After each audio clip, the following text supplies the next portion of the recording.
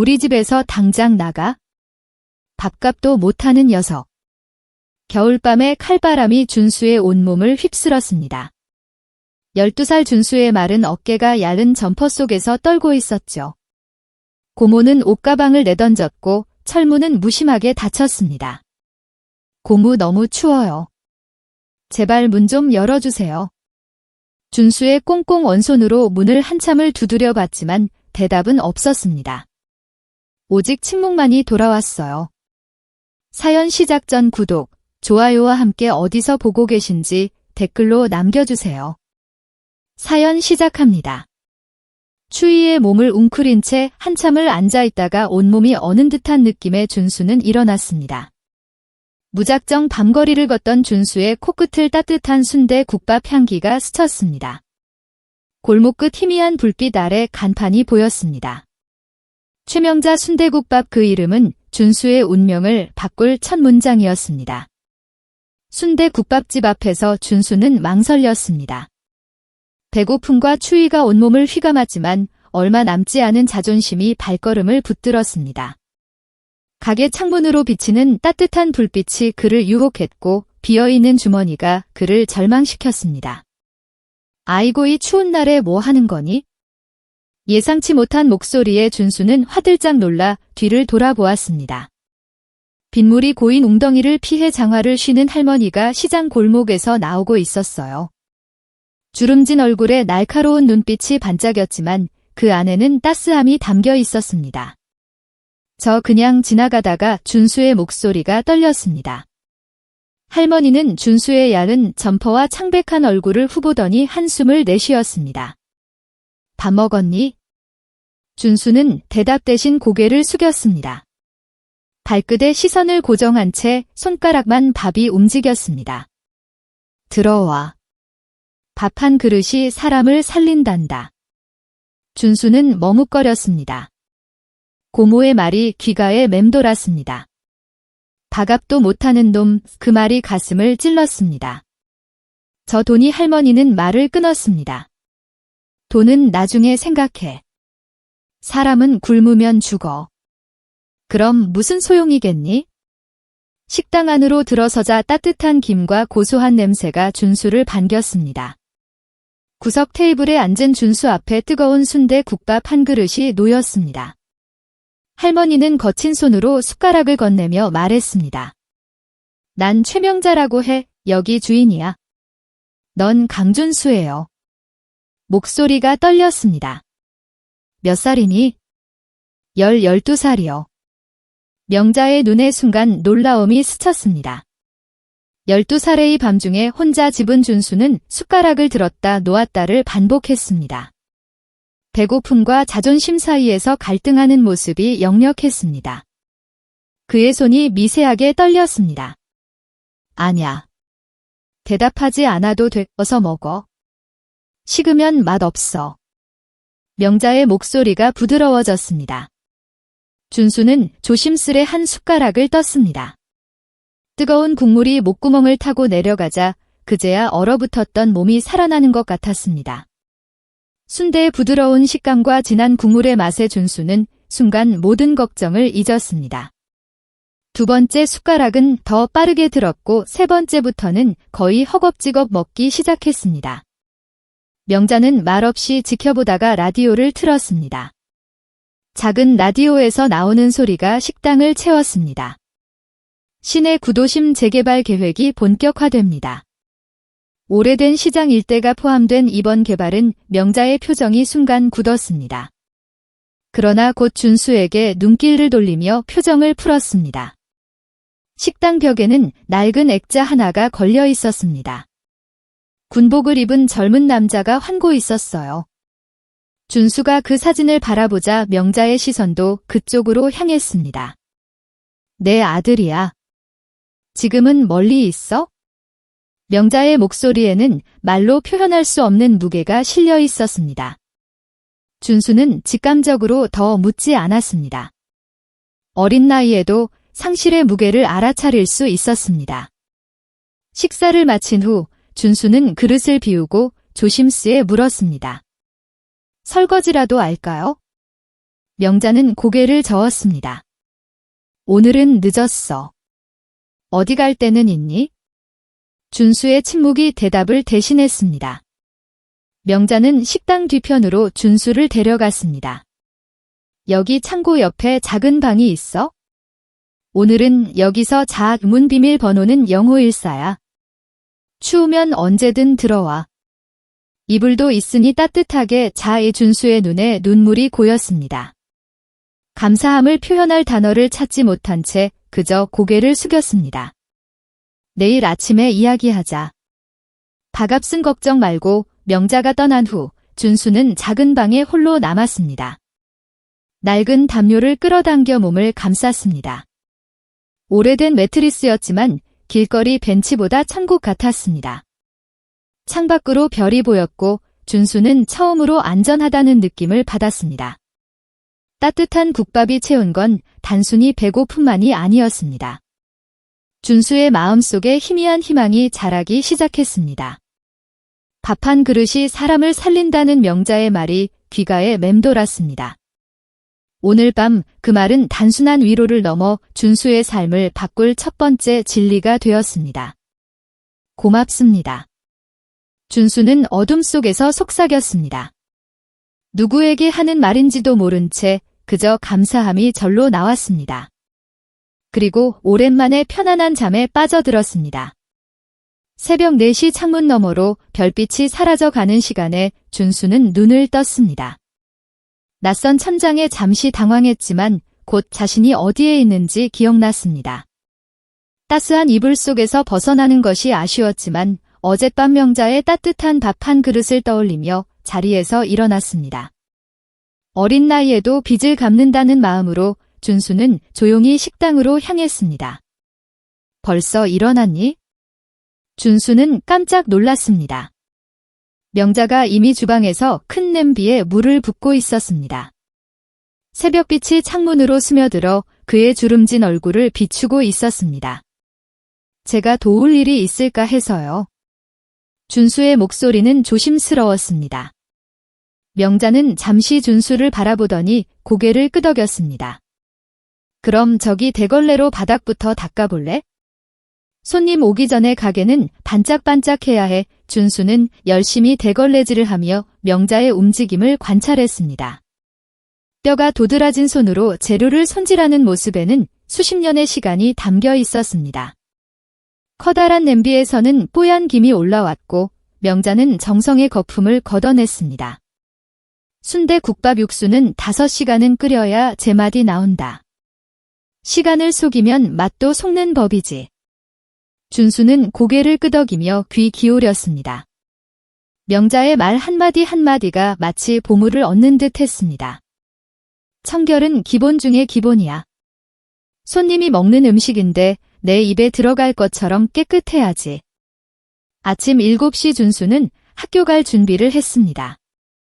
명자는 작은 도시락통에 밥과 반찬을 담아 준수에게 건넸습니다. 이거 저한테 주시는 건가요? 준수는 믿기지 않는다는 듯 물었습니다. 공부하는 아이는 배부터 채워야지. 학교 끝나면 바로 와. 오후 장사는 내 도움이 필요해. 준수의 눈가에 눈물이 맺혔습니다. 오래된 가방을 메고 학교로 향하는 발걸음이 어제보다 가벼웠습니다. 학교에서는 다른 현실이 준수를 기다리고 있었습니다. 교실에 들어서자 몇몇 아이들의 시선이 준수의 낡은 운동화에 꽂혔습니다. 특히 맨 앞자리에 앉은 오경호의 코웃음 소리가 가슴을 찔렀습니다. 야, 강준수 그 신발 또 신고 왔냐? 구멍 난 거 보이는데. 교실이 우음바다가 되었습니다. 준수는 고개를 숙인 채 자리로 향했습니다. 자존심은 상처받았지만 이제 적어도 배는 고프지 않다는 사실이 작은 위안이 되었습니다. 오후 3시 수업을 마친 준수는 곧장 시장으로 달려갔습니다. 골목을 지나며 다양한 가게들을 마주쳤습니다. 채소가게 앞에서는 머리가 하얀 할머니가 상추를 다듬고 있었고 고기 파는 정육점에서는 통통한 아저씨가 큰 소리로 손님을 불렀습니다. 떡집에서는 달콤한 인절미 냄새가 풍겨왔습니다. 준수 눈이 작은 시장이 마치 또 다른 세계처럼 느껴졌습니다. 내가 그 아이구나. 명자 언니의 일 도와준다는 아이가 멸치가게 할머니가 준수를 알아보고 말을 걸었습니다.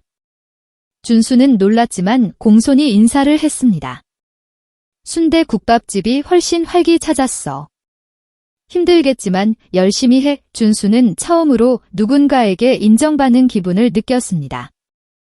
작은 미소가 그의 입가에 맺혔습니다. 순대국밥집에 도착하자 명자는 장부를 보며 깊은 한숨을 내쉬고 있었습니다. 테이블 위에는 공문서 하나가 놓여 있었는데 빨간 글씨로 재개발 구역 포함보서라고 적혀 있었습니다. 준수가 들어오자 명자는 서둘러 그 종이를 서랍에 넣었습니다. 왔구나. 학교는 어땠어? 괜찮았어요. 준수는 실제 있었던 일을 말하지 않았습니다. 명자에게 걱정을 끼치고 싶지 않았습니다. 그래, 이제 저녁 준비할 시간이야. 오늘은 설거지를 배워볼까? 저녁 장사가 끝나갈 무렵 준수는 그릇을 씻다가 손이 미끄러져 큰 국그릇을 떨어뜨렸습니다. 요란한 소리와 함께 그릇은 산산조각 났습니다. 준수의 얼굴이 창백해졌습니다. 고모집에서는 이런 실수를 하면 항상 매를 맞았습니다. 몸이 저절로 움츠어들었습니다. 죄송해요. 제가 다 변상할게요. 자는 준수의 떨리는 모습을 보고 잠시 말을 잃었습니다.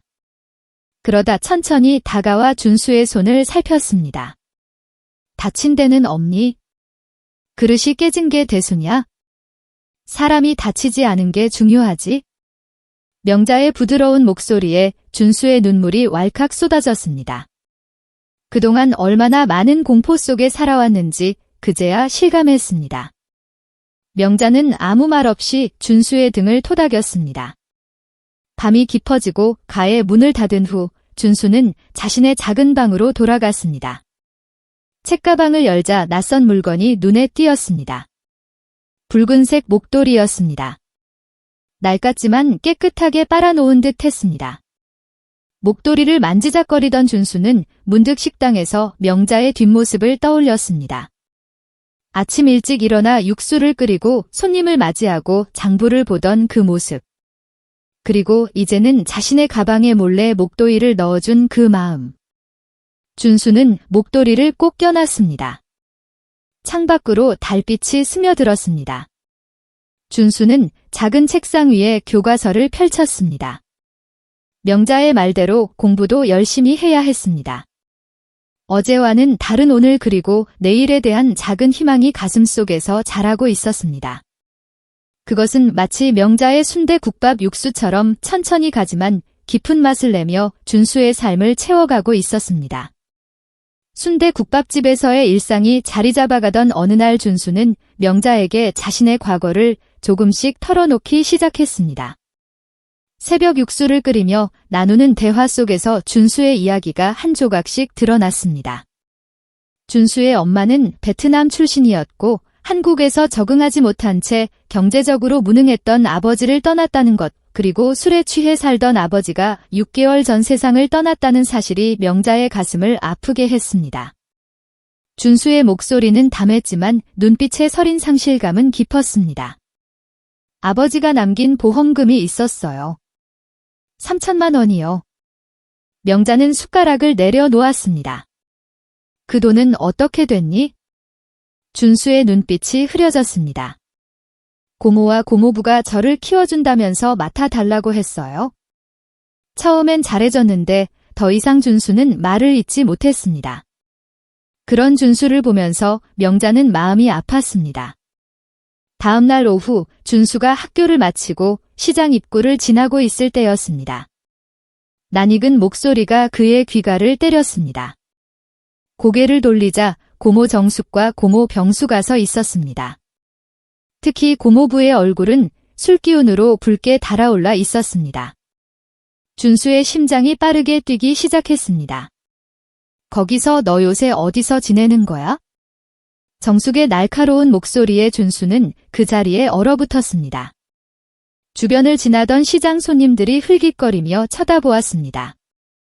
준수의 얼굴이 화끈거렸습니다. 순순대 국밥집에서요. 뭐 그런 데서 뭐 하고 있어? 빨리 집에 돌아와. 준수는 고개를 저었습니다. 그 집은 더 이상 자신의 집이 아니었습니다. 병수가 성큼 다가와 준수의 팔을 거칠게 잡았습니다. 술 냄새가 준수의 코를 찔렀습니다. 이 새끼야, 너 키우느라 돈이 얼마나 들었는지 알아? 아버지 장례비에 그동안 먹여주고 재워준 것도 모자라서 이제 와서 삐치고 나가. 준수는 팔을 빼려 했지만 병수의 손나귀는 더욱 강하게 준수를 붙잡았습니다. 눈앞이 흐려지기 시작했습니다. 돈 다 썼잖아요. 정숙의 표정이 일그러졌습니다. 뭐 너 때문에 쓴 돈이 얼마나 되는데? 내 아버지가 남긴 돈 가지고 뭘 해? 쓸데없는 짓 말고 지금까지 키워준 돈이나 가져와. 병수가 준수의 어깨를 흔들었고 준수는 균형을 잃고 바닥에 주저앉았습니다. 무기력함과 분노가 뒤섞여 눈물이 나왔습니다. 그때 시장 골목 끝에서 명자의 모습이 보였습니다. 평소와 달리 등이 꽃이 펴진 채 장화를 쉬는 발걸음이 단호하게 다가왔습니다. 무슨 일이요? 명자의 목소리는 차분했지만 눈빛은 날카로웠습니다. 병수가 비틀거리며 명자를 향해 돌아섰습니다. 당신 뭔데 참견이야? 이건 가족 문제니까 신경 꺼. 명자는 미동도 하지 않고 준수 앞에 서서 병수를 바라보았습니다. 이 아이는 지금 내 가게에서 일하고 있고 아무리 아이라도 함부로 대하지 마라. 정숙이 코웃음을 쳤습니다. 참나 얘가 고아라도 된 것처럼 말하네. 어연히 우리가 보호자인데. 명자의 눈이 준수에게로 향했습니다. 준수야, 내 생각은 어떠니? 어디서 지내고 싶니? 병수가 다시 소리쳤습니다. 뭔 생각이 있어? 어린애가 당장 집에 가자고. 준수는 천천히 일어섰습니다. 떨리는 다리였지만 목소리는 의외로 단단했습니다. 전 그냥 여기서 할머니랑 있고 싶어요. 순대 국밥집에서요. 병수의 눈이 커졌습니다. 뭐라고? 더 이상 돈도 없어요? 제발 그냥 내버려둬요. 명자는 조용히 준수. 한 온기가 전해져 왔습니다. 처음으로 누군가가 자신을 지켜준다는 느낌에 준수의 눈시울이 붉어졌습니다. 이 아이는 이제 내가 책임지겠소? 법적으로 문제가 있다면 경찰에 신고하시든지 아니면 아동보호시설에 연락해보든가? 하지만 이렇게 공공장소에서 아이를 괴롭히는 건 좋지 않습니다. 명자의 목소리에는 흔들림이 없었습니다. 그 순간 주변에서 지켜보던 시장 상인들이 하나둘 모여들기 시작했습니다. 채소가게 할머니, 정육점 아저씨, 떡집 주인 모두 묵묵히 준수와 명자 뒤에 서서 병수와 정숙을 바라보았습니다. 정육점 아저씨가 팔짱을 끼며 말했습니다. 이봐요. 술 냄새 진동하는데 그만하고 돌아가시지. 멸치가게 할머니도 거들었습니다. 어린아이한테 그러면 안 되지? 나도 봤어. 어제도 저 아이 열심히 일하더만. 병수는 주변을 둘러보더니 입술을 깨물었습니다. 정숙은 준수를 한 번 더 노려보고는 병수의 팔을 잡았습니다. 이게 끝이 아니야. 두고 봐. 그들이 떠난 후 준수는 한동안 그 자리에서 있었습니다. 자신의 입에서 나온 말이 믿기지 않았습니다. 여기서 살겠다는 선언은 고모의 집을 영원히 떠난다는 의미였습니다.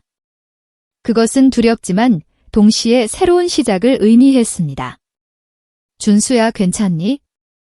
명자의 목소리에 준수는 고개를 들었습니다.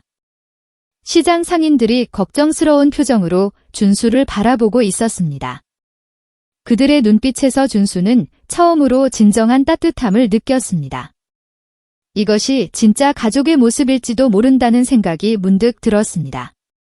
그날 밤 가게 문을 닫은 후 명자는 준수를 불렀습니다. 테이블에 앉은 명자의 표정은 진지했습니다. 준수야, 이제 어떻게 할 생각이니? 준수는 망설였습니다. 저 정말 여기 있어도 될까요? 명자는 고개를 끄덕였습니다. 그래, 하지만 조건이 있어? 학교는 꼭 다녀야 해. 그리고 공부도 열심히 해야지. 가게 일은 도울 수 있을 만큼만 도와. 어린 나이에 일만 하면 안 돼. 준수의 눈에 눈물이 고였습니다. 정말 감사합니다. 그리고 뒷방은 내 방으로 쓰렴. 내 물건들도 정리해두고 여긴 이제 내 집이야. 명자의 말에 준수는 더 이상 참지 못하고 눈물을 흘렸습니다. 수개월간 쌓였던 두려움과 불안이 한꺼번에 터져 나왔습니다. 명자는 조용히 준수의 등을 토닥였습니다. 말없는 위로 속에서 준수는 처음으로 안정감을 느꼈습니다. 이것이 진짜 가족의 온기였습니다. 혈연이 아닌 마음으로 맺어 진짜 가족의 시작이었습니다. 고모와 고모와의 충돌 이후 준수의 마음속에는 끊임없는 갈등이 이었습니다. 명자의 배려와 따뜻함은 분명했지만 그것이 영원할 것이라는 확신은 없었습니다. 시장의 작은 순대 국밥집과 낯선 사람들 사이에서 자신의 자리를 찾는 일은 12살 소년에게 너무나 큰 숙제였습니다. 학교에서 돌아오는 길 준수는 시내 버스 정류장 앞에 붙은 포스터를 발견했습니다. 청소년 쉼터 마이너스 도움이 필요한 청소년을 위한 안전한 공간 잠시 발걸음을 멈추고 그 글자를 응시했습니다. 쉼터라. 그곳이 자신에게 더 적합한 곳일까요? 준수의 마음은 두 갈래 길 앞에서 흔들렸습니다. 혼자 고민하지 마. 이 쉼터에 대해 더 알아볼까? 뒤에서 들려온 목소리에 준수는 깜짝 놀랐습니다. 사회복지사로 보이는 중년 여성이 부드러운 미소를 지으면서 있었습니다. 저 그냥 보고 있었어요. 너처럼 도움이 필요한 친구들이 많아. 쉼터에서는 공부도 하고 또래 친구들도 만날 수 있어. 여성은 준수에게 작은 전단지를 건넸습니다. 준수는 그것을 주머니에 넣고 시장으로 향했습니다. 걸음을 옮길 때마다 고모의 말이 귀가에 맴돌았습니다. 넌 밥값도 못하는 애야? 그 말은 그의 자존심을 끊임없이 찌르는 가시였습니다. 정말 자신은 누군가에게 짐만 되는 존재일까요?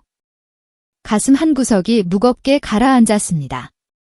순대 국밥집에 도착하자 저녁 손님들로 북적이고 있었습니다. 준수는 급히 가방을 뒷방에 던져두고 앞치마를 둘렀습니다. 명자는 분주히 움직이며 준수에게 눈짓했습니다. 빈 그릇 좀 치워줄래? 준수는 고개를 끄덕이며 테이블을 정리하기 시작했습니다. 손님들 사이로 지나다니며 일하는 동안에도 마음속 갈등은 계속되었습니다. 여기 있는 것이 정말 옳은 선택일까? 자신은 정말 명자에게 도움이 되고 있을까? 아니면 그저 동정의 대상일 뿐일까? 다음 날 학교에서 준수의 고민은 더욱 깊어졌습니다. 점심시간 오경우와 그의 친구들이 준수의 책상 앞에 모여들었습니다. 얘야, 강준수 들었어. 너 이제 시장대 국밥집에서 산다며? 준수는 고개를 푹 숙였습니다. 어떻게 그런 소문이 퍼진 걸까요? 경호의 눈빛이 날카롭게 빛났습니다. 불쌍해서 받아준 거잖아. 넌 결국 아무것도 못 돼. 그냥 동정받는 거지? 경호의 말에 주변 아이들이 킥킥거렸습니다.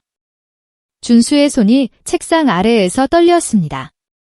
오래 참았던 눈물이 흘러내릴 것 같았지만 꼭 참았습니다. 아이들이 떠난 후 준수는 화장실에 들어가 거울 속 자신의 모습을 바라보았습니다. 초라하고 무기력해 보이는 얼굴이 거울에 비쳤습니다. 정말 자신은 동정의 대상일 뿐인가요? 그날 밤 준수는 잠을 이루지 못했습니다. 새벽 2시 작은 방의 벽에 기대앉아 창밖의 어둠을 바라보았습니다. 쉼터로 갈까? 그곳이라면 또래 친구들도 있고 전문적인 도움도 받을 수 있을 텐데.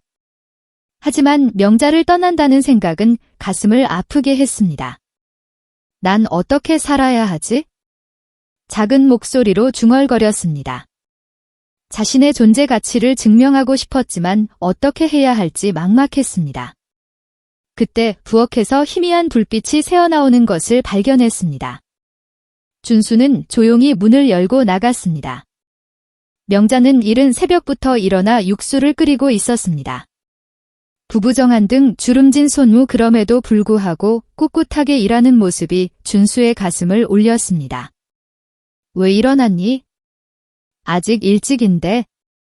명자의 목소리에 준수는 놀랐습니다. 뒤돌아보지도 않고 알아챈 것이 신기했습니다. 그냥 잠이 안요. 무슨 고민 있니? 준수는 망설였습니다. 그리고 주머니에서 쉼터 전단지를 꺼내 보였습니다.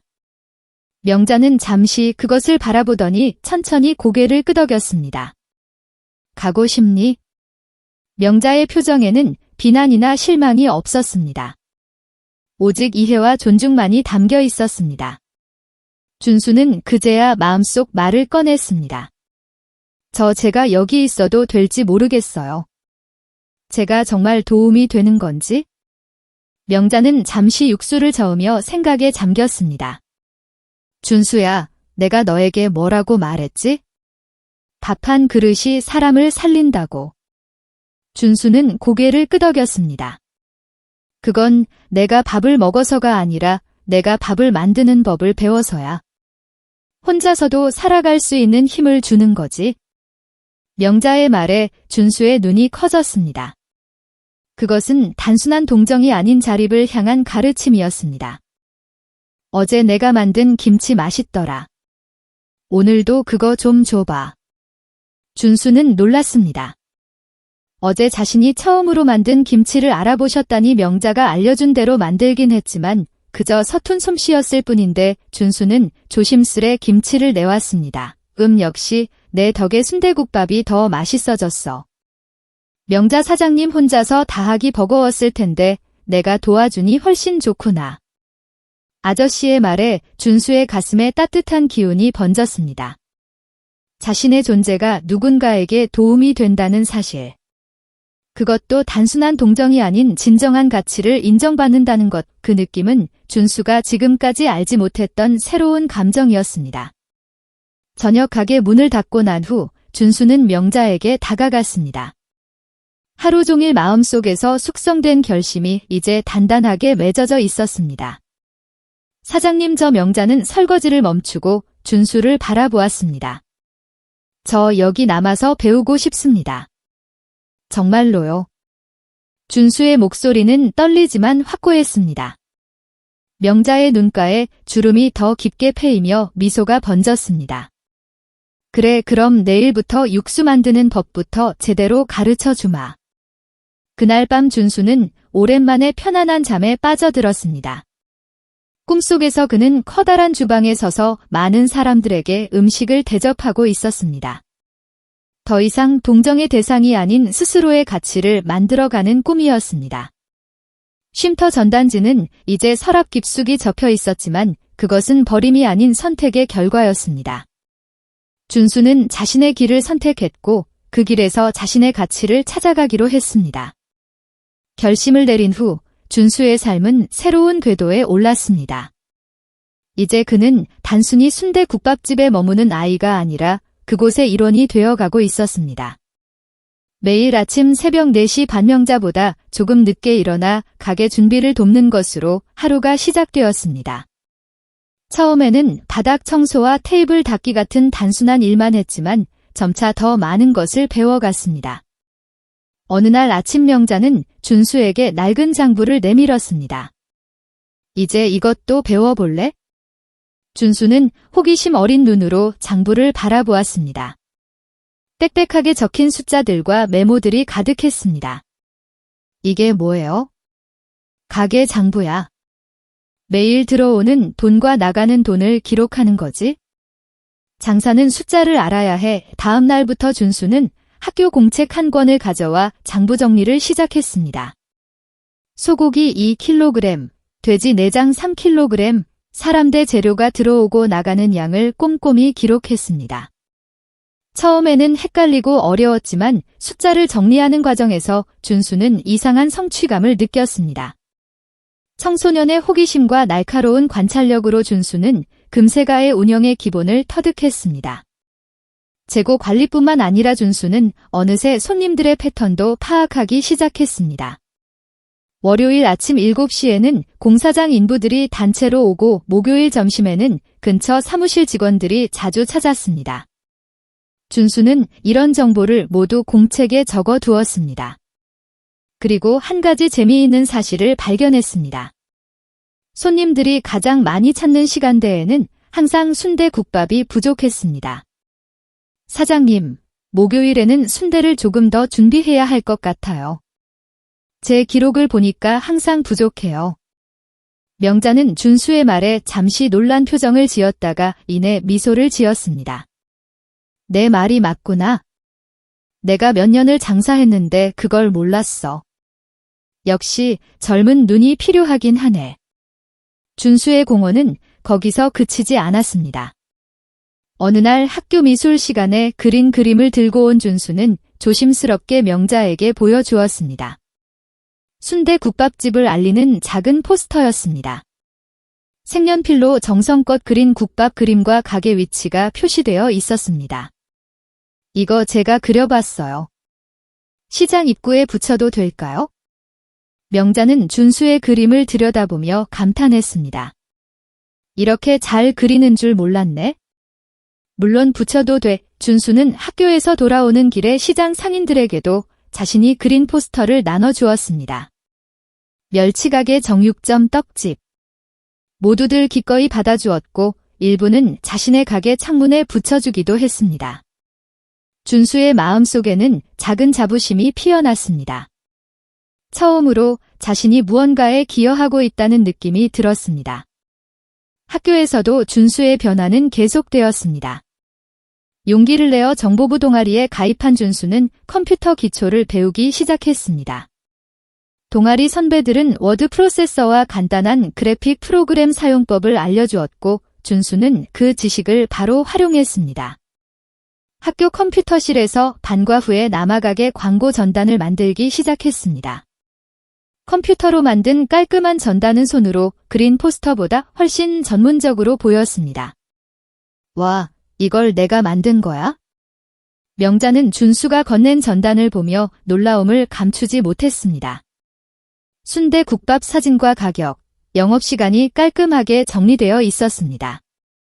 내 동아리에서 배웠어요. 이걸로 홍보하면 더 많은 손님이 올 것 같아요. 그러나 명자는 준수의 열정에 약간의 제동을 걸었습니다. 준수야, 내 도움이 정말 고맙지만 공부가 먼저야. 가게 일은 내가 할 수 있을 만큼만 해. 준수는 고개를 끄덕였습니다. 명자의 따뜻한 걱정에 가슴이 뭉클해졌습니다. 네, 걱정 마세요. 공부도 열심히 하고 있어요. 실제로 준수의 성적은 조금씩 오르고 있었습니다. 안정된 생활과 따뜻한 밥, 그리고 누군가의 기대에 부응하고 싶은 마음이 공부의 원동력이 되었습니다. 어느 날 저녁 준수는 가게 전화를 받다가 문득 생각이 떠올랐습니다. 손님이 국밥을 포장해달라고 했는데 이를 더 확장하면 어떨까 하는 아이디어였습니다. 사장님, 우리도 배달 주문을 받으면 어떨까요? 특히 단골 손님들이 바쁠 때 전화로 주문하면 미리 준비해서 가져다 드리는 거예요. 명자는 잠시 생각에 잠겼다가 미소를 지었습니다. 그것도 괜찮겠네. 하지만 누가 배달을 하지? 제가 할게요. 학교 끝나고 시간이 있으니까요. 그리고 우선은 가까운 곳만 해보면 될 것 같아요. 다음 날부터 준수는 작은 메모지에 전화번호를 적어 단골 손님들에게 나눠주었습니다.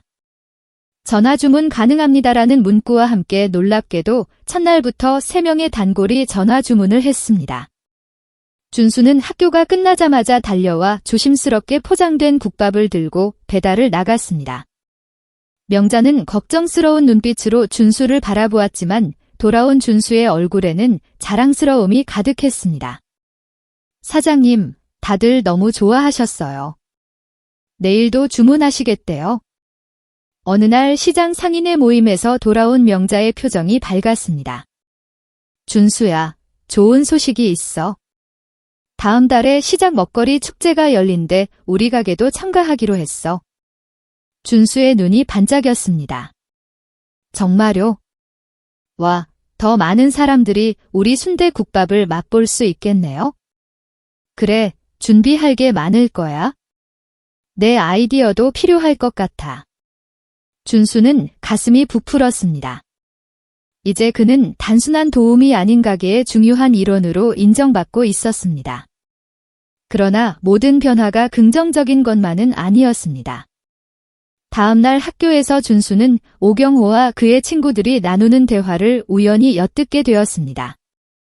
우리 아버지가 시장 입구에 새로운 국밥집을 낸데 프랜차이즈로 말이야. 오래된 시장 안쪽 가게들은 다 망할 거래? 준수의 가슴이 철렁 내려앉았습니다. 오경호의 아버지는 지역에서 꽤 영향력 있는 사업가로 알려져 있었습니다. 만약 그의 말대로 대형 국밥집이 시장 입구에 들어선다면 명자의 작은 순대 국밥집은 큰 타격을 입을 것이 분명했습니다. 준수는 가슴속에서 불안과 결의가 동시에 솟아오르는 것을 느꼈습니다. 이제 그의 앞에는 더 큰 도전이 기다리고 있었습니다.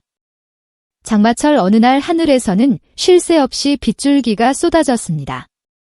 시장 골목은 발걸음이 뜸했고 순대 국밥집도 평소보다 한산했습니다.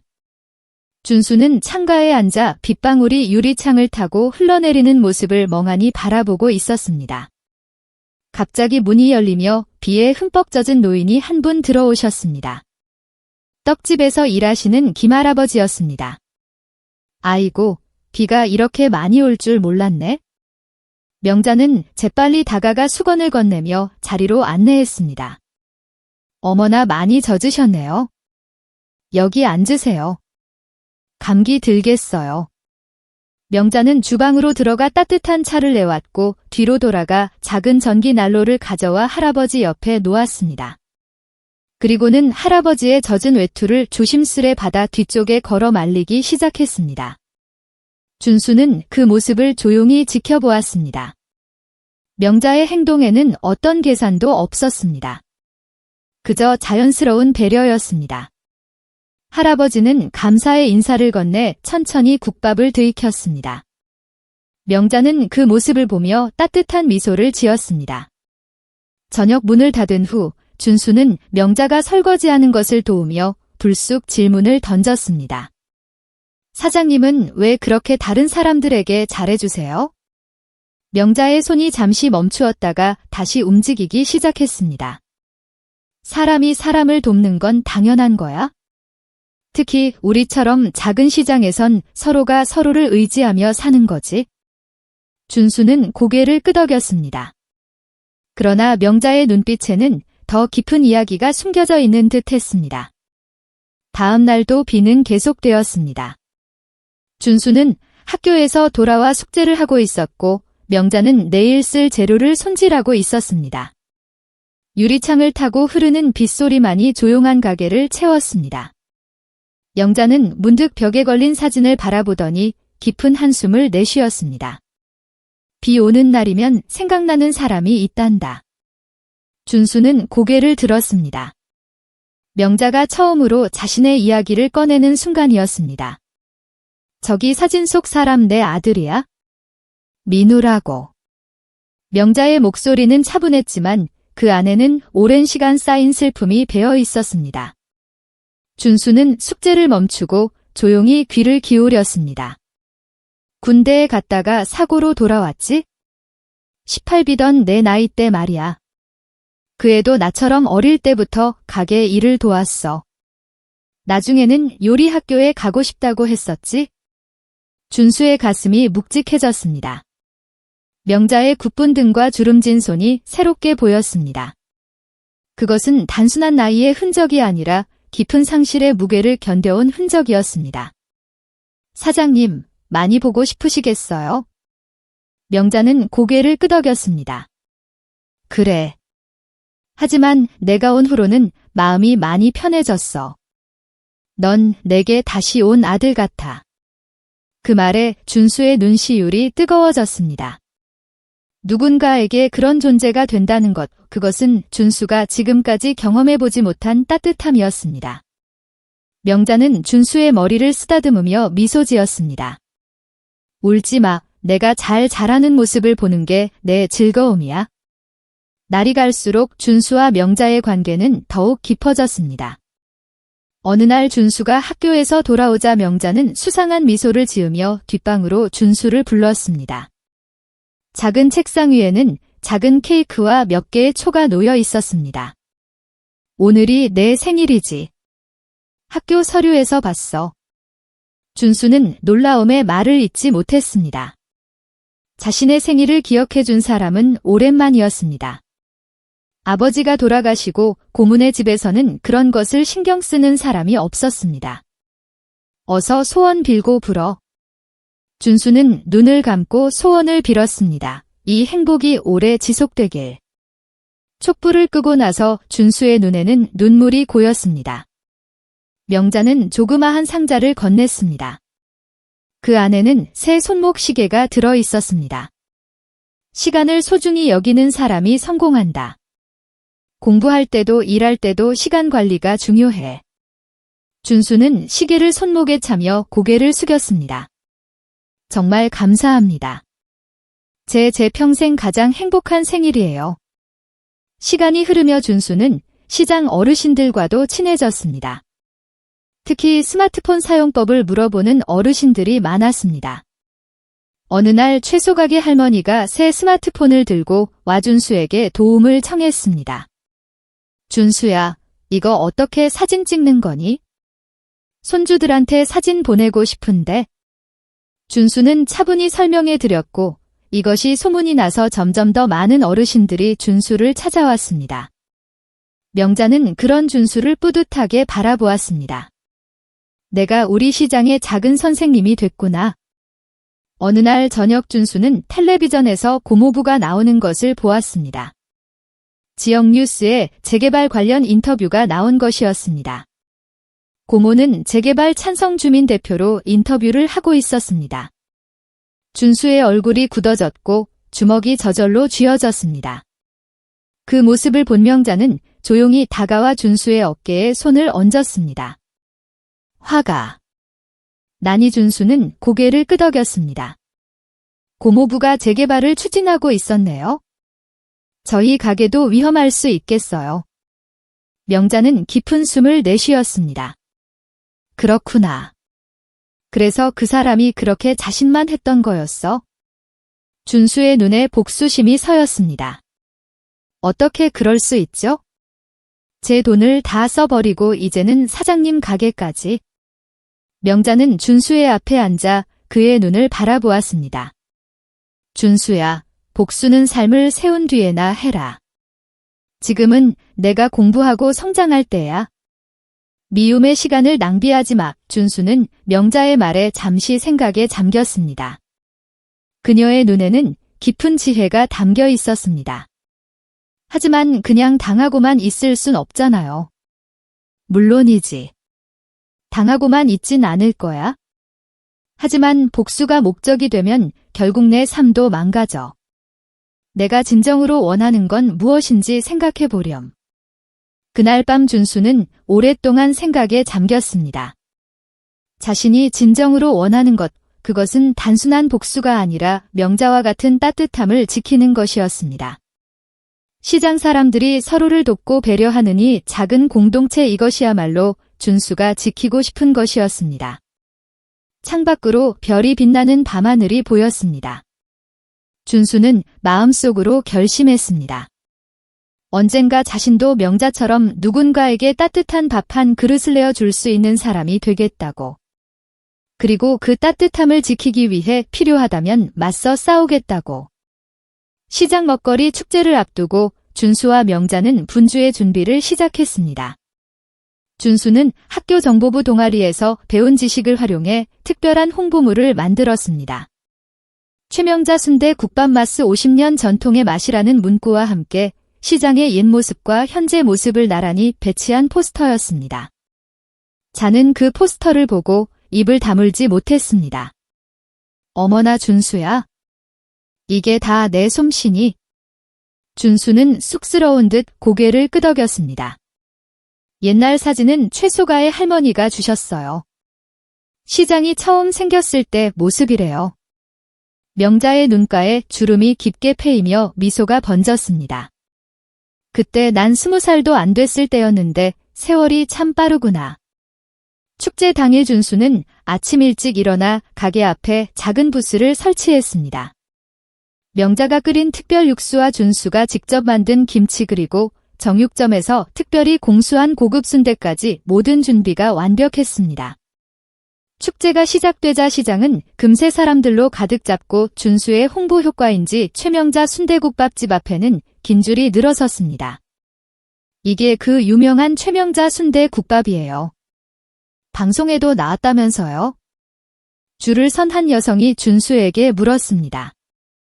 준수는 당황했습니다. 방송 그런 적이 없었는데요. 하지만 곧 정신을 차리고 미소를 지었습니다. 네, 우리 가게 국밥은 특별해요. 5시간 동안 정성껏 끓인 육수와 비법 양념이 들어가거든요.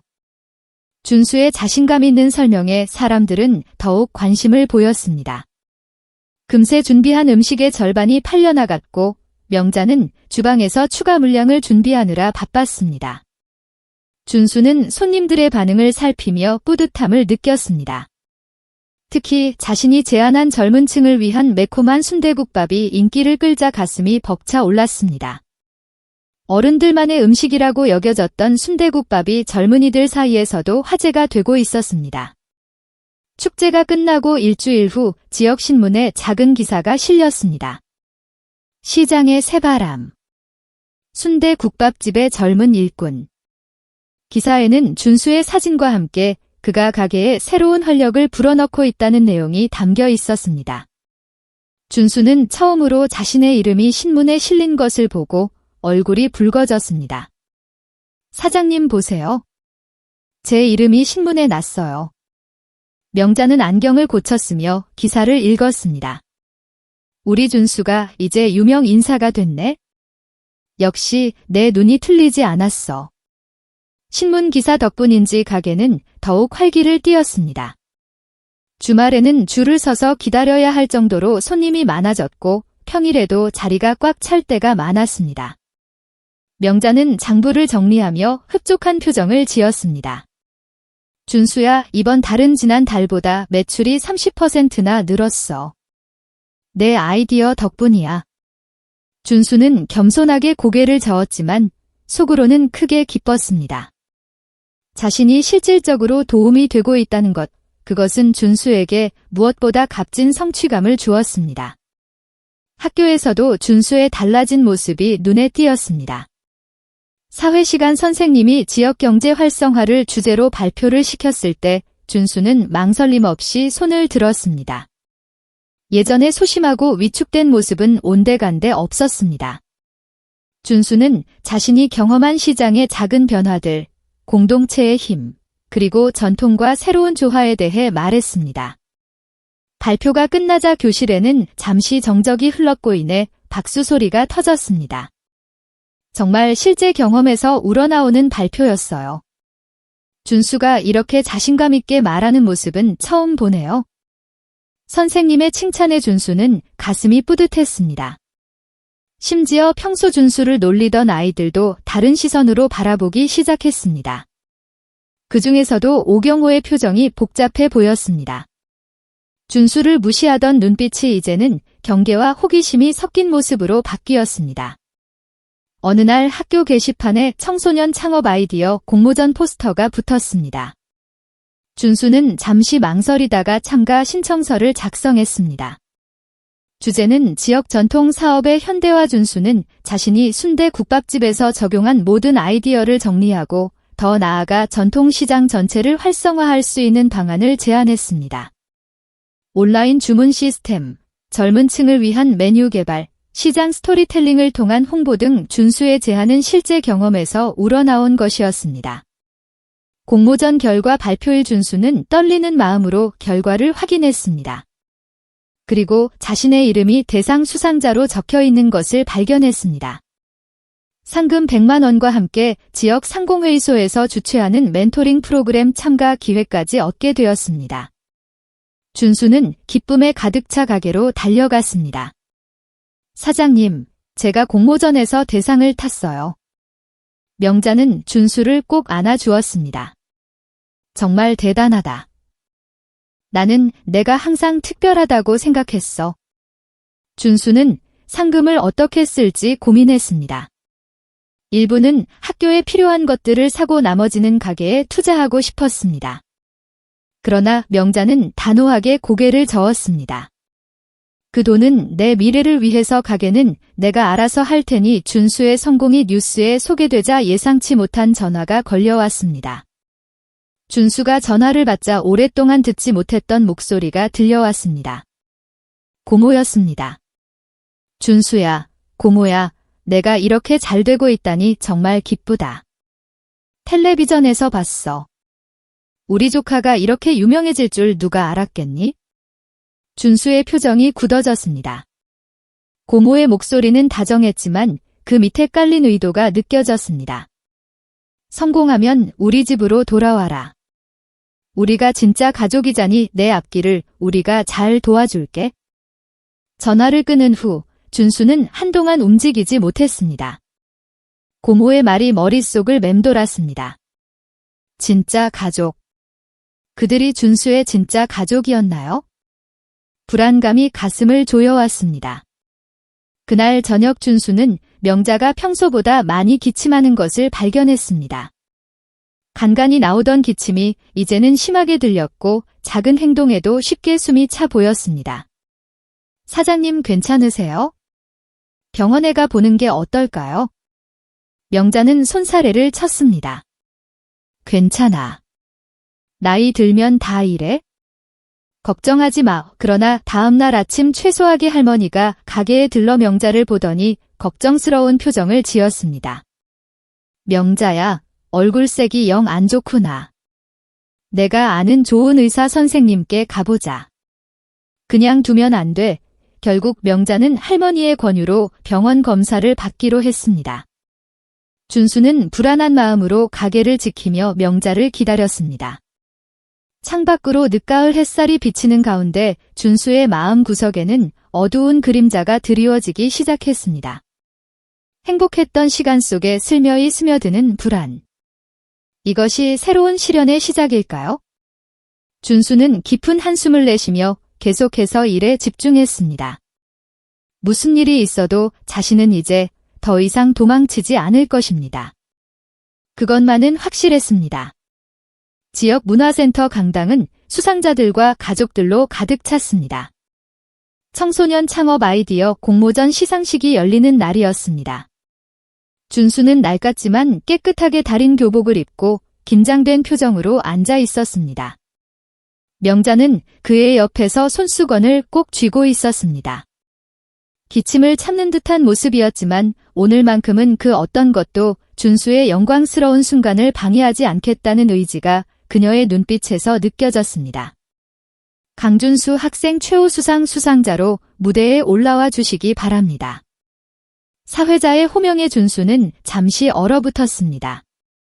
명자가 등을 가볍게 밀어주자 그제야 정신을 차리고 무대로 향했습니다. 전통시장 활성화를 위한 혁신적 접근, 실제 경험을 바탕으로 한 현실적 제한 심사위원회 평가가 이어졌지만 준수의 귀에는 들어오지 않았습니다. 상장과 상금 봉투를 받으며 느끼는 무게감이 가슴을 채웠습니다. 객석에서 명자가 눈물을 훔치는 모습이 보였습니다. 시상식이 끝나고 집으로 돌아가는 길 준수와 명자는 나란히 걸었습니다. 가을 저녁 거리에는 서늘한 바람이 불었지만 준수의 마음은 따뜻했습니다. 그러나 가게 앞에 도착하자 그들은 예상치 못한 광경을 목격했습니다. 시장 상인들이 모여 무언가를 격렬하게 논의하고 있었고 최소하게 할머니의 얼굴에는 걱정의 그림자가 드리워져 있었습니다. 무슨 일이세요?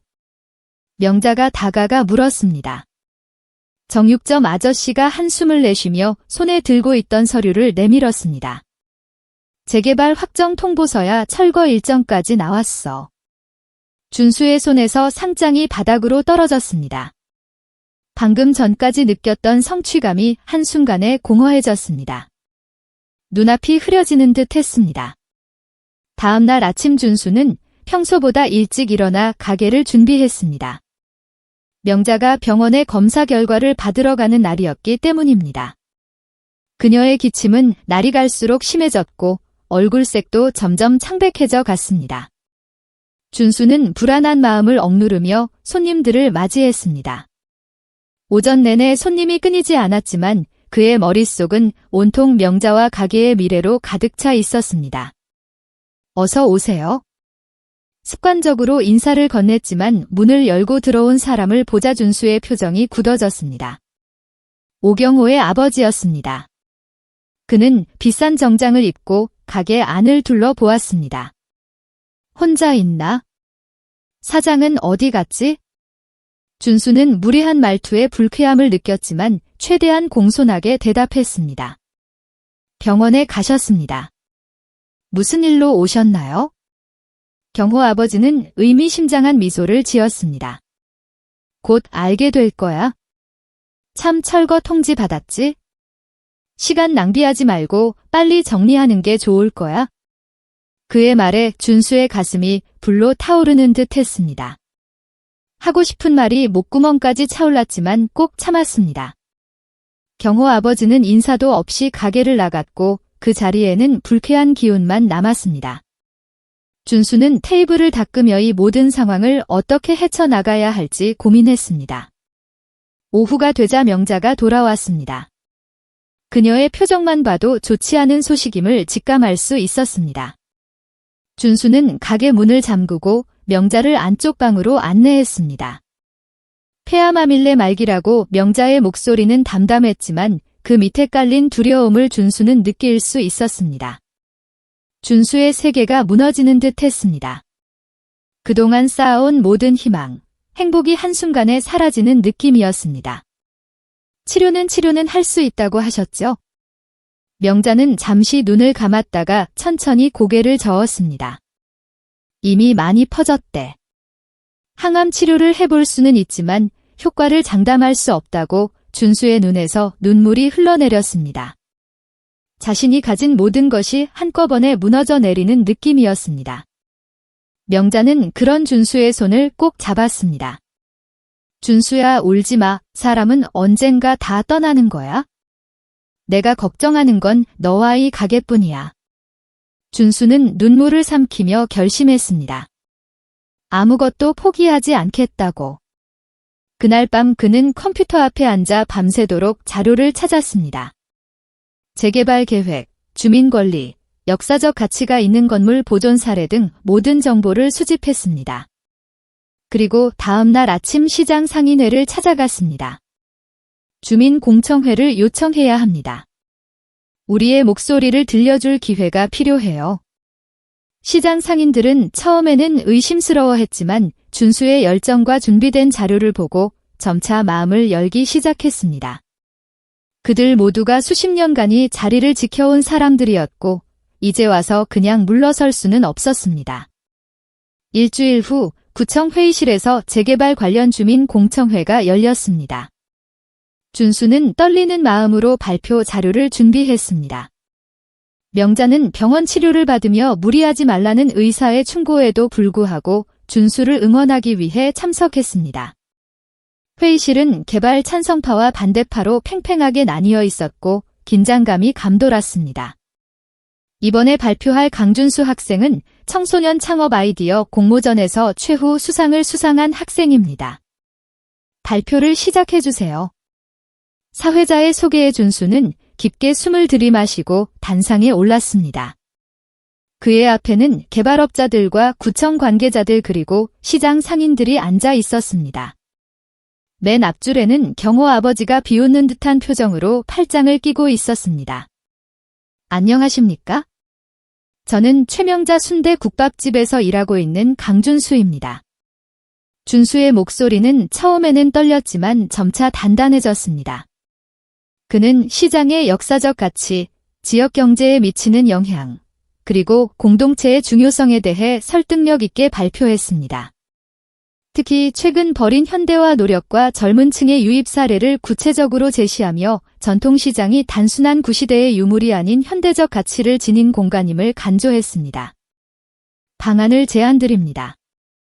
발표가 끝나자 잠시 침묵이 흘렀고 이내 박수 소리가 터져 나왔습니다. 구청장이 준수에게 몇 가지 질문을 던졌고 준수는 준비한 자료를 바탕으로 차분하게 대답했습니다. 회의는 예상보다 긍정적인 분위기로 흘러갔고 결국 구청장은 재개발 계획을 재검토하고 시장 일부를 보존하는 방안을 고려하겠다는 입장을 밝혔습니다. 현 계획에 대한 집행을 6개월간 유예하고 수정안을 마련하겠습니다. 작은 승리였지만 준수와 시장 상인들에게는 희망의 불씨였습니다. 모두가 준수에게 축하와 감사의 인사를 건네는 가운데 한 구석에서 날카로운 시선이 느껴졌습니다. 경호 아버지는 누군가와 화난 듯이 대화를 나누고 있었고 그 옆에는 고모부가 서 있었습니다. 준수는 놀라움을 감추지 못했습니다. 고모와 경호 아버지가 아는 사이였다니. 회의가 끝나고 밖으로 나오는 길에 우연히 고모부와 경호 아버지의 대화가 준수의 귀에 들어왔습니다. 당신이 약속했잖아. 이 구역은 문제 없다고. 내가 투자금 다 넣었는데 이게 뭐야? 진정해요. 그 애가 이렇게 나설 줄 누가 알았겠어요? 어차피 시간 문제예요. 할머니도 오래 못 갈 거고. 그 순간 준수의 가슴이 얼어붙었습니다. 고모부가 재개발 조합과 연결되어 있었고 그것도 경우 아버지의 개발 회사와 직접적인 관계가 있었습니다. 그리고 더 충격적인 것은 그들이 명자의 건강 상태까지 알고 있다는 사실이었습니다. 준수야, 괜찮니? 명자의 목소리에 준수는 현실로 돌아왔습니다. 그는 명자에게 방금 들은 내용을 말하지 않기로 했습니다. 이미 건강으로 충분히 걱정하고 있는 상황에 더 큰 부담을 주고 싶지 않았습니다. 네, 괜찮아요. 조금 피곤할 뿐이에요. 두 사람은 천천히 시장으로 걸어갔습니다. 잠시나마 승리의 기쁨을 누리고 싶었습니다. 하지만 준수의 마음속에는 이제 더 큰 폭풍이 다가오고 있다는 예감이 들었습니다. 고모 지방과 경호 아버지의 연결 그리고 명자의 병이 모든 것들이 준수를 둘러싸고 점점 좁혀오는 느낌이었습니다. 하지만 그는 결코 물러서지 않을 것입니다. 이제 그에게는 지켜야 할 가족과 집이 있었으니까요. 동청회에서의 작은 승리는 오래가지 못했습니다. 일주일이 지난 어느 아침 준수가 가게 문을 열려고 했을 때 낯선 서류 한 장이 문에 붙어 있었습니다. 건축물 안전 위험 등급 통보서라는 제목의 공문이었습니다. 건물이 안전검사에서 D등급을 받아 시정 조치가 필요하다는 내용이었습니다. 준수는 당황했습니다. 지난 수년간 이런 문제가 제기된 적이 없었는데 공청회 직후 갑자기 이런 통보가 왔다는 것은 분명 우연이 아니었습니다. 이게 무슨 일이야? 명자는 서류를 살펴보다가 깊은 한숨을 내쉬었습니다. 얼굴은 평소보다 더 창백했고 항암 치료의 부작용으로 머리카락도 많이 빠져 있었습니다. 이런 식으로 나올 줄 알았어? 법적 허점을 이용해서 우릴 압박하는 거지? 다음 날 시장 상인회 회장인 정육점 박 사장이 급히 찾아왔습니다. 그의 표정은 어두웠습니다. 재개발 조합에서 변호사를 고용해서 우리를 압박하고 있어? 건물 안전 문제부터 위생점검 심지어 과거 세금 납부 내역까지 파헤치고 있다더군.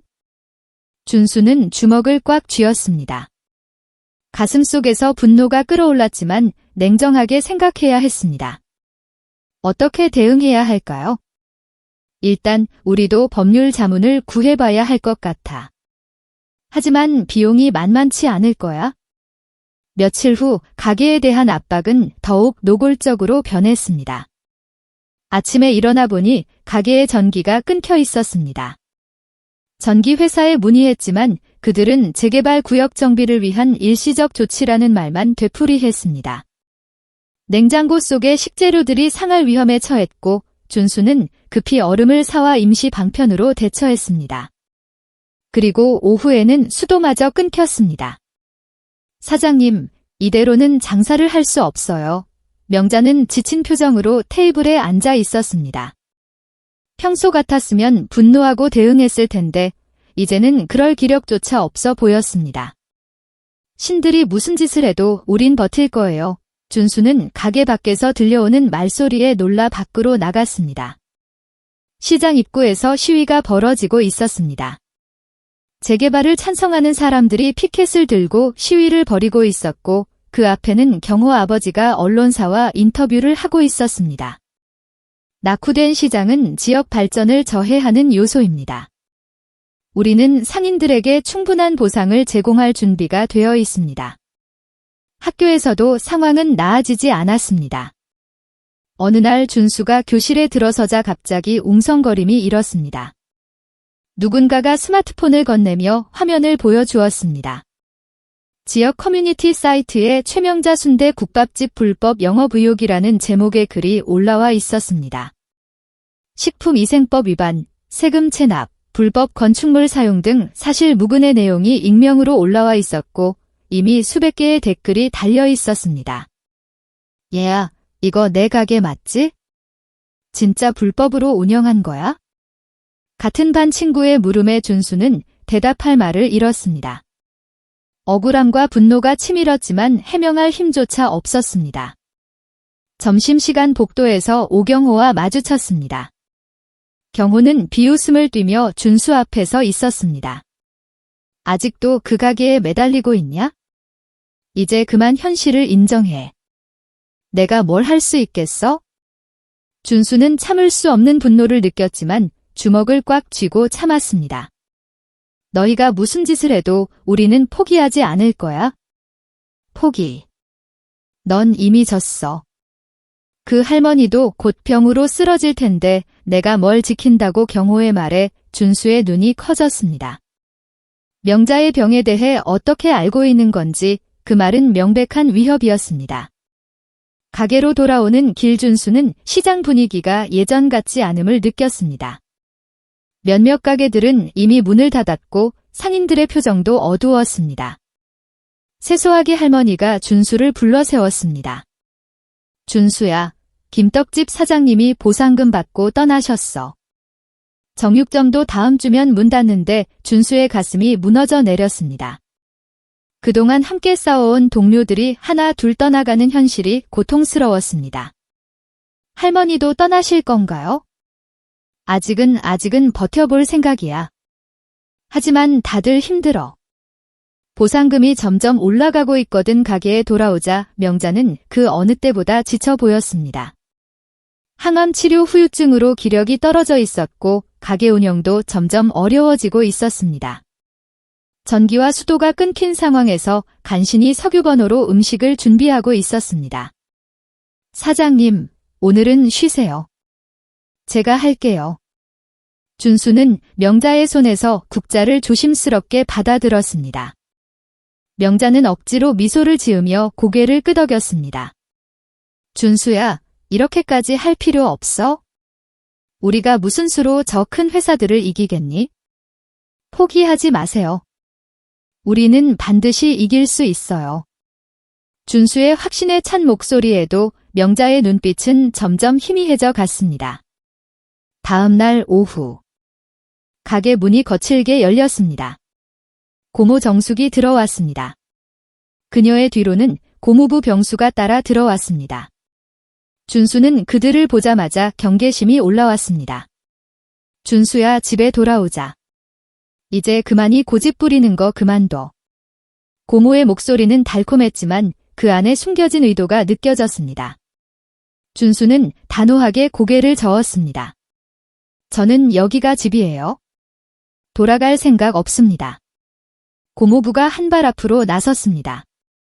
그의 눈빛에는 분노가 서려 있었습니다. 이 녀석아, 내가 얼마나 피해를 주고 있는지 알아. 내 때문에 우리 집안까지 곤란해지고 있다고. 명자가 주방에서 나왔습니다. 그녀의 얼굴은 창백했지만 눈빛만은 여전히 강인했습니다. 이곳은 제 가게입니다. 원하지 않는 손님은 받지 않아요. 정숙은 명자를 향해 돌아섰습니다. 당신이 뭔데 우리 조카를 데리고 있어요? 법적 보호자는 우리라고요? 준수는 이미 충분히 자기결정을 할 수 있는 나이예요. 그리고 그 아이를 버린 건 당신들이었죠. 정숙의 얼굴이 일그러졌습니다. 뭐라고? 버리다니 말도 안 되는 소리 하지 마세요. 우리는 그 애를 위해 최선을 다했어요. 고모부는 참지 못하고 테이블을 내리쳤습니다. 커다란 소리에 명자가 놀라 뒤로 물러섰습니다. 이제 그만. 준수는 우리가 데려갈 거야. 당신이 무슨 수로 막을 건데? 그의 위협적인 태도에 명자의 얼굴이 하얗게 변했습니다. 준수는 급히 명자의 앞을 가로막았습니다. 그만하세요. 당장 나가주세요. 정숙은 명자를 향해 손가락질을 했습니다. 당신 같은 사람이 어떻게 아이를 키워요? 병든 몸으로 얼마나 버틸 수 있다고. 그 말에 명자의 몸이 크게 흔들렸습니다. 갑자기 그녀의 얼굴이 일그러지더니 가슴을 움켜쥐고 바닥에 쓰러졌습니다. 사장님, 준수는 명자에게 달려갔습니다.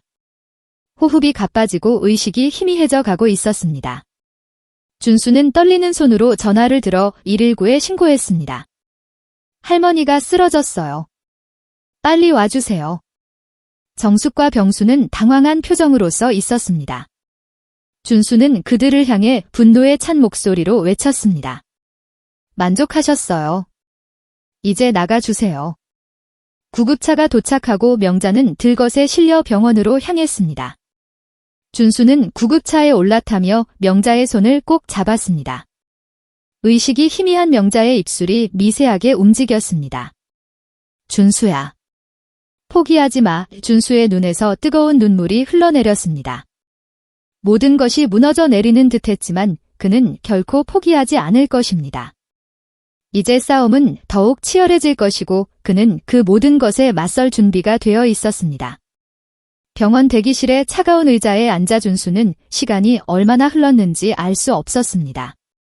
벽에 걸린 시계는 10시를 가리키고 있었지만 그에게는 모든 것이 멈춰 있는 것처럼 느껴졌습니다. 흰 가운을 입은 의사가 무거운 발걸음으로 다가왔을 때 준수는 이미 그의 표정에서 모든 것을 알 수 있었습니다.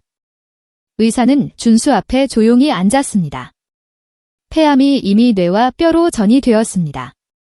항암 치료도 더 이상 효과가 없을 것 같습니다. 남은 시간은 준수의 귀에는 더 이상 의사의 말이 들리지 않았습니다.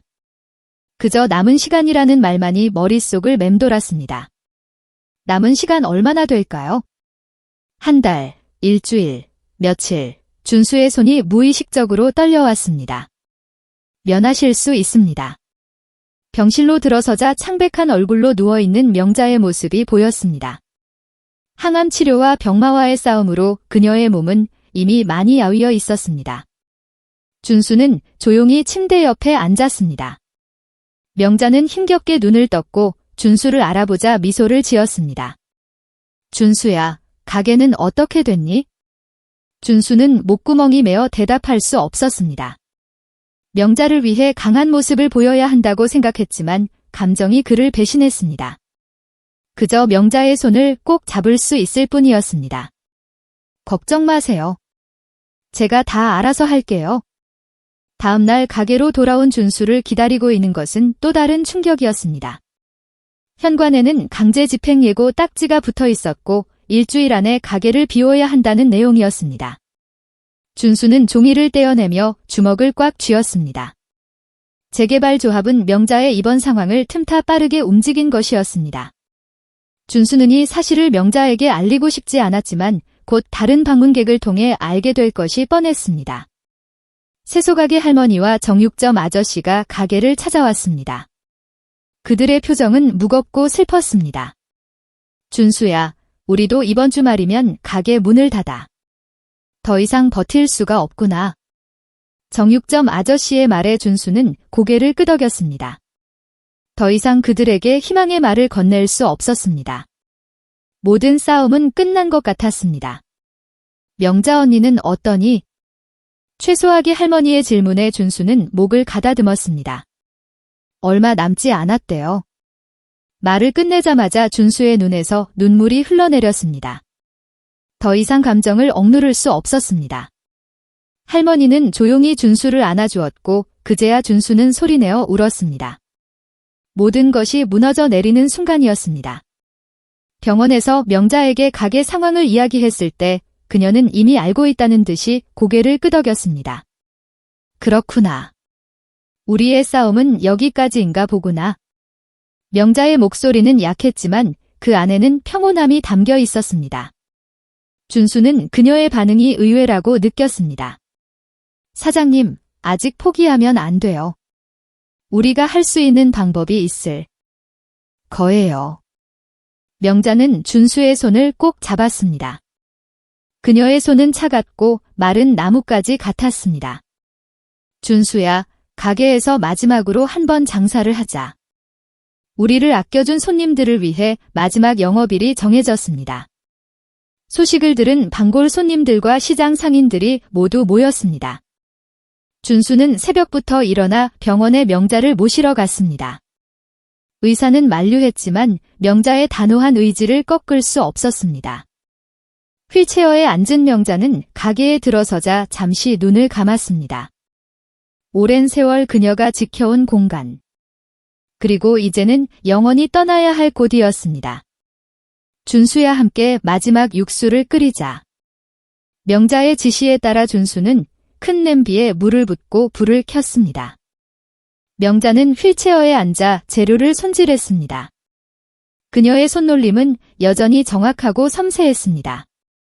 소고기, 뼈, 무, 양파, 그리고 특별한 향신료들이 하나씩 냄비에 들어갔습니다. 육수는 시간을 속이면 안 돼. 5시간은 끓여야 제맛이 나온다. 준수는 명자의 말을 하나하나 마음에 새겼습니다. 이것은 단순한 요리법이 아니라 그녀의 삶의 철학이었습니다. 시간을 속이지 않고 정성을 다하는 것, 명자의 모든 것이 그 안에 담겨 있었습니다. 정오가 되자 가게는 사람들로 가득 찼습니다. 마지막 순대국밥을 맛보기 위해 오랜 단골들이 모두 모였습니다. 준수는 분주의 그릇을 나르며 손님들을 맞이했습니다. 모두의 표정에는 슬픔과 감사함이 교차했습니다. 명자 사장님 50년 동안 고마웠습니다. 이 맛은 평생 잊지 못할 거예요. 아이고, 이제 어디 가서 이런 국밥을 먹을 수 있겠어요? 손님들의 말 한마디 한마디가 가슴에 와닿았습니다. 준수는 눈물을 참으며 일했습니다. 이것이 정말 마지막이라는 생각에 가슴이 찢어질 것 같았습니다. 해가 지고 마지막 손님이 떠난 후 준수와 명자는 가게 안에 단둘이 남았습니다.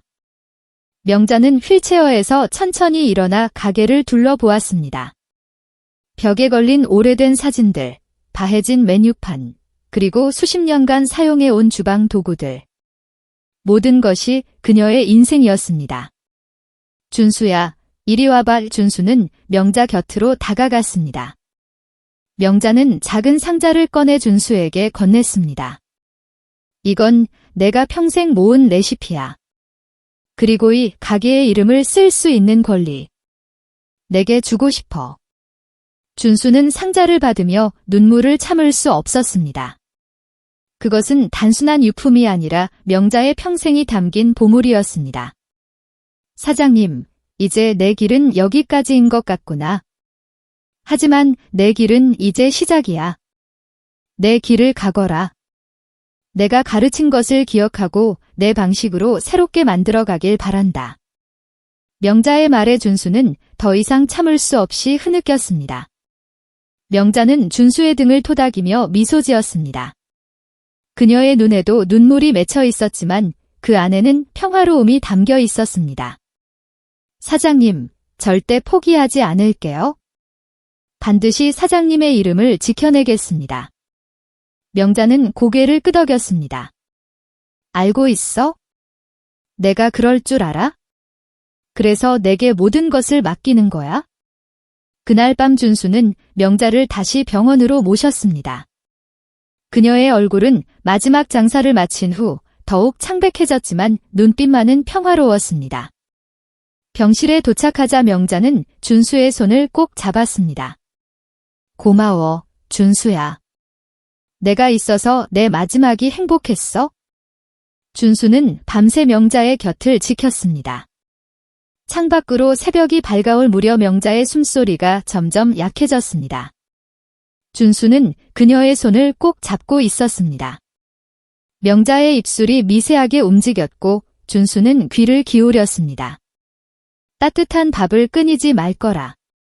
그것이 명자의 마지막 말이었습니다. 그녀의 손에서 온기가 서서히 사라져갔고 준수는 그제야 모든 것이 끝났음을 깨달았습니다. 준수는 울다 멍하다를 반복했습니다. 아빠가 사망했을 때보다 너무나 슬펐습니다. 장례식은 간소하게 치러졌습니다. 시장 상인들과 단골 손님들이 모두 모여 명자의 마지막 길을 배웅했습니다. 준수는 영정사진을 들고 앞장섰습니다. 그의 눈에는 더 이상 눈물이 없었습니다. 그저 단단한 결의만이 남아 있었습니다. 화장터에서 명자의 몸이 불꽃 속으로 사라질 때 준수는 마음속으로 맹세했습니다. 장례를 마치고 텅 빈 가게로 돌아온 준수는 마지막으로 가게를 둘러보았습니다. 내일이면 철거 인부들이 들이닥쳐 이곳의 모든 흔적을 지워버릴 것입니다. 준수는 천천히 가게 안을 정리했습니다. 명자의 유품들, 레시피, 그리고 특별한 기억들을 조심스럽게 상자에 담았습니다.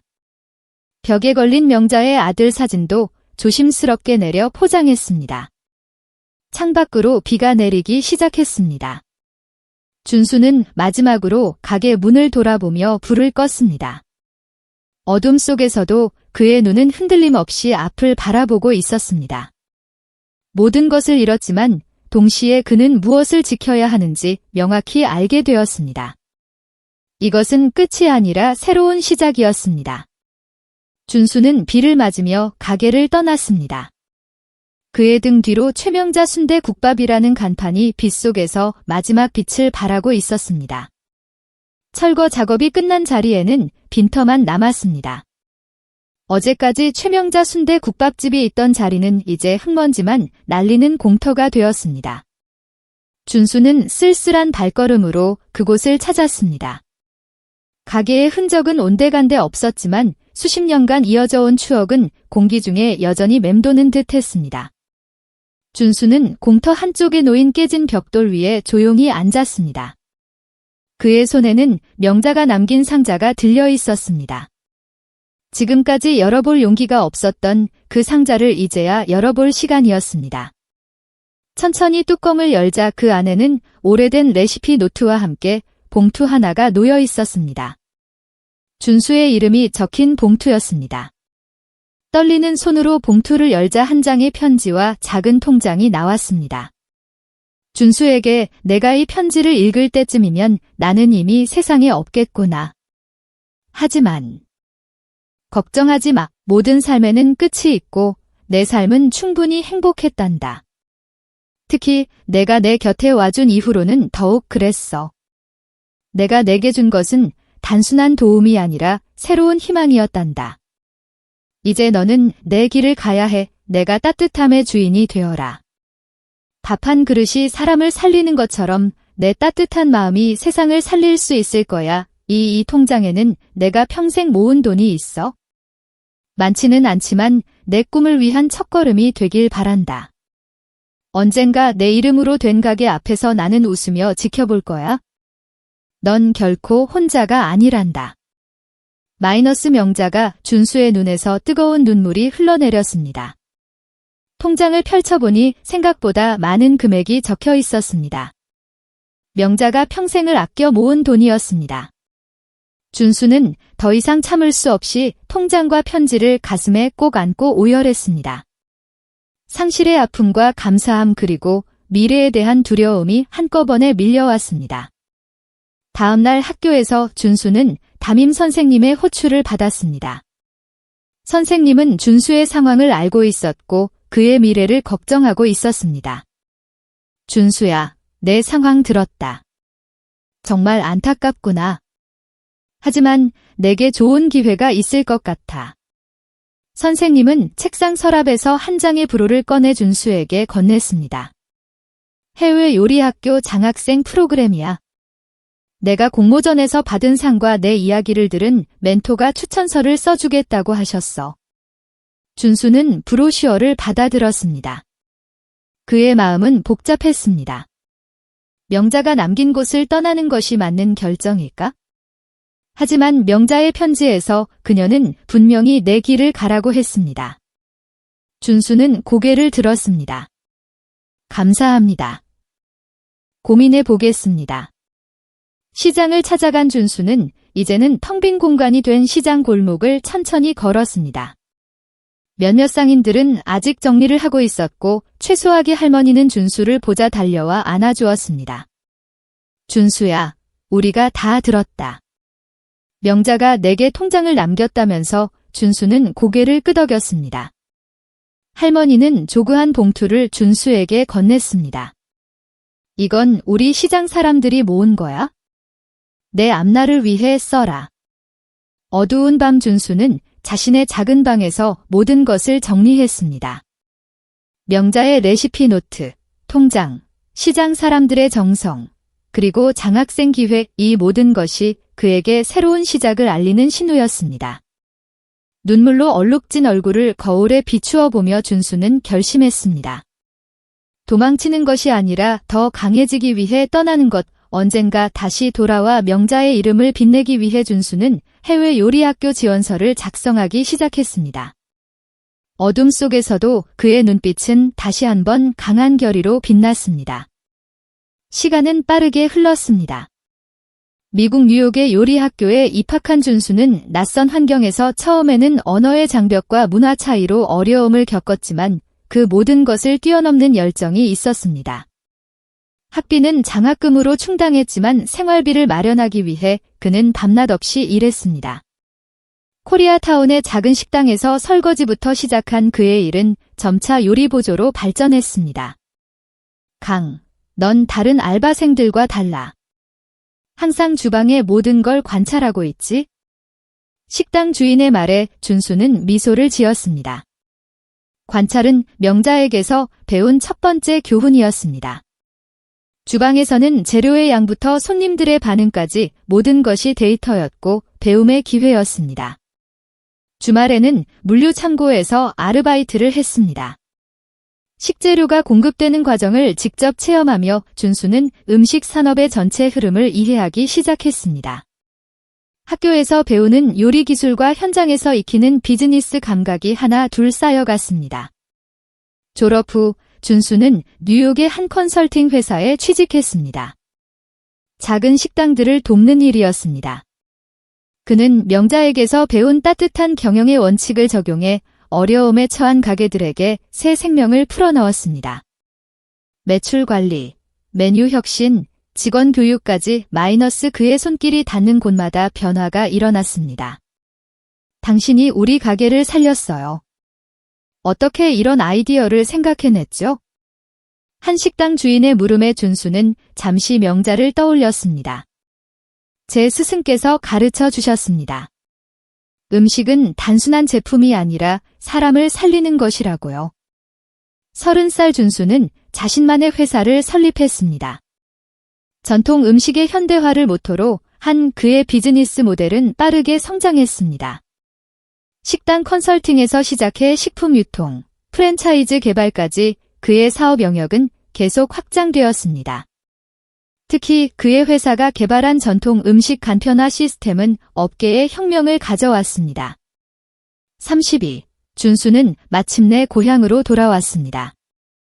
허름한 정장을 입고 낡은 서류 가방을 든 청년은 이제 성공한 사업가가 되어 있었습니다. 재개발로 완전히 바뀐 옛시장 자리에 서서 그는 깊은 숨을 들이마셨습니다. 그리고 다음 날 사무실에서 중요한 회의를 소집했습니다. 오늘부로 우리 회사의 이름을 명자푸드로 변경하겠습니다. 임원들은 의아한 표정을 지었지만 준수의 단호한 눈빛 앞에 더 이상의 질문은 없었습니다. 그는 자신의 사무실 벽에 오래된 사진 한 장을 걸었습니다. 순대 국밥집 앞에서 환하게 웃고 있는 명자의 모습이었습니다. 이제 돌아왔습니다. 사장님. 약속대로 따뜻함의 주인이 되어 돌아왔습니다. 준수의 눈에서는 잠시 눈물이 맺혔지만 이내 단단한 결의로 바뀌었습니다. 이제 그는 명자의 이름을 세상에 알리고 그녀의 따뜻한 철학을 더 넓은 세상으로 퍼뜨릴 준비가 되어 있었습니다. 백만장회장이 된 그의 여정은 이제 막 시작되고 있었습니다. 명자푸드의 첫 공식 행사는 한정숙 준수의 고모를 만나는 자리였습니다. 화려한 본사 건물 최상층 회의실에서 준수는 창밖을 바라보며 고모의 도착을 기다렸습니다. 그의 표정은 차분했지만 손가락은 테이블 위에서 미세하게 떨리고 있었습니다. 20년 전 겨울밤 그를 내쫓았던 사람과의 재회. 준수는 복수심보다는 다만 해결의 의지를 다졌습니다. 고모가 회의실에 들어섰을 때 준수는 잠시 놀랐습니다. 화려한 옷차림을 기대했지만 그녀는 낡은 코트와 오래된 가방을 들고 있었습니다. 얼굴은 주름이 깊게 패였고 눈에는 불안함이 가득했습니다. 세월이 그녀에게 가혹했음을 한눈에 알 수 있었습니다. 준수야. 정말 내가 맞구나. 정숙의 목소리는 떨렸습니다. 한때는 강압적이고 무서웠던 그 목소리가 이제는 약하고 불안정했습니다. 준수는 차분히 그녀를 맞이했습니다. 앉으세요. 고모. 정숙은 조심스럽게 의자에 앉았습니다. 준수는 서류 한 묶음을 그녀 앞에 놓았습니다. 채무 관련 서류들이었습니다. 고모부가 재개발 과정에서 투자했다가 실패한 프로젝트, 대출금, 그리고 갚지 못한 부채들의 기록이었습니다. 이 모든 채무를 제가 인수했습니다. 정숙의 눈이 커졌습니다. 무슨 뜻이니? 이제 고모와 고모부의 채권자는 저입니다. 채무를 상환하거나 집을 처분하셔야 합니다. 정숙의 얼굴이 하얗게 변했습니다. 그녀의 눈에서 눈물이 흘러내렸습니다. 준수야, 내가 왜 이러니? 우리가 너한테 그렇게 했어도 내 핏줄인데. 준수는 담담하게 대답했습니다. 제가 어렸을 때 버려졌던 것처럼 이제 고모도 선택의 기로에 서셨습니다. 다만 차이점은 제게는 선택권이 없었지만 고모에게는 있다는 겁니다. 정숙은 오열하며 변명을 시작했습니다. 그때는 우리도 너무 어려웠어. 병수가 사업에 실패하고 빚쟁이들이 달려들고 우리도 너를 키울 여력이 없었단다. 준수는 천천히 고개를 끄덕였습니다. 그의 눈에는 분노보다는 이해와 결단이 담겨 있었습니다. 변명은 이해합니다. 하지만 책임은 당신이 져야 합니다. 제게 하셨던 것처럼 말이죠. 그는 펜을 건네며 마지막 선택을 그녀에게 맡겼습니다. 아파트를 팔고 빚을 청산하는 합의서였습니다. 정숙은 떨리는 손으로 서류에 서명했습니다. 그녀는 이제 빚에서는 자유로워졌지만 자신의 행동에 대한 책임을 지게 된 것입니다. 다음 목표는 오경호의 대형 국밥집 프랜차이즈였습니다. 병원의 황금국밥은 이미 전국 체인으로 성장해 있었지만 고품질보다는 낮은 가격과 대량 생산으로 승부하는 업체였습니다. 준수는 정면 대결을 선택했습니다. 명자의 레시피를 기반으로 한 최명자 순대국밥을 론칭한 것입니다. 광고나 마케팅보다는 품질과 진정성을 중시했습니다. 론칭 행사장에서 준수는 오랜만에 경우와 마주쳤습니다. 학창시절 그를 괴롭히던 소녀는 이제 체인 사업가가 되어 있었습니다. 꽤 큰 승부수를 던졌더군. 하지만 내 체인 앞에서 버티기 힘들걸. 경호의 비웃음에 준수는 미소로 답했습니다. 우리는 다른 길을 가고 있어? 넌 확장을 난 맛의 깊이를 추구하지? 시간이 흐르며 두 모델의 차이는 뚜렷해졌습니다. 경호의 체인은 빠른 확장 이후 품질 문제와 직원 착취 논란에 휘말렸고 준수의 최명자 순대국밥은 적은 매장 수에도 불구하고 각 지역 농산물과 연계한 상생 모델로 사회적 호응을 얻었습니다. 특히 직원들에게 지분을 나눠주는 가족 경영 방식은 업계에 신선한 충격을 주었습니다. 1년 후원은 사업 확장에 실패하고 결국 준수에게 인수 제안을 받아들였습니다. 인수계약서에 서명하는 날 경호는 준수에게 물었습니다. 대체 어떻게 이렇게 됐지? 내가 더 큰 자본과 인맥을 가지고 있었는데? 준수는 조용히 대답했습니다. 넌 음식을 단순한 상품으로 봤지만 난 음식이 사람을 살린다는 것을 알고 있었지. 명자 사장님에게서 배운 가장 중요한 교훈이야. 사업의 성공 이후 준수는 자신이 꿈꿔왔던 프로젝트를 시작했습니다. 최명자 장학재단을 설립한 것입니다. 부모를 잃거나 경제적으로 어려운 아이들에게 교육 기회를 제공하는 재단이었습니다. 첫 장학금 수여식에서 준수는 눈시울을 붉히며 연설했습니다. 저는 12살 때 한 그릇의 순대국밥으로 인생이 바뀌었습니다. 그 따뜻함이 제게 희망을 주었고 이제 저는 그 따뜻함을 여러분에게 전하고 싶습니다. 장학재단 건물 한쪽에는 작은 식당이 있었습니다. 최명자 순대국밥의 원조 가게였습니다. 정확히 옛 시장이 있던 자리에 지어지니 공간에서는 장학생들이 직접 음식을 배우고 만들었습니다. 준수는 매주 토요일이면 이곳에서 직접 앞치마를 두르고 아이들에게 요리를 가르쳤습니다. 명자가 그에게 했던 것처럼 이제 그도 다음 세대에게 따뜻함을 전하고 있었습니다. 준수 선생님, 육수는 얼마나 끓여야 해요? 작은 소녀의 질문에 준수는 미소 지었습니다. 5시간은 끓여야 제맛이 나온단다. 시간을 속이면 맛도 속는 법이지. 명자의 말을 그대로 전하는 준수의 눈에는 깊은 평화가 깃들어 있었습니다. 버려진 소년에서 백만장자 회장이 된 그의 여정은 이제 완전한 원을 그렸습니다. 그리고 그 원의 중심에는 언제나 따뜻한 밥 한 그릇이 있었습니다. 해질녘 노이 명자 장학재단 건물의 유리창을 붉게 물들이고 있습니다. 식당에서는 아이들의 웃음소리가 은은하게 울려 퍼집니다. 배식대 앞에 줄을 선 아이들의 얼굴에는 기대감이 가득합니다. 차례가 되자 각자 따뜻한 순대국밥 한 그릇을 받아들고 테이블로 향합니다. 김이 모락모락 피어오르는 그릇에서는 정성과 따뜻함이 느껴집니다. 벽에는 옛 시장의 최명자 순대국밥 간판 조각이 액자에 담겨 걸려 있습니다. 그 옆으로는 환하게 웃고 있는 명자의 흑백 사진이 자리하고 있습니다. 시간은 흘렀지만 그녀의 미소는 여전히 이 공간을 따뜻하게 지키고 있습니다. 준수는 식당 문 앞에 서서 잠시 모든 풍경을 바라봅니다. 32흔들의 그는 이제 더 이상 버려진 아이가 아닙니다.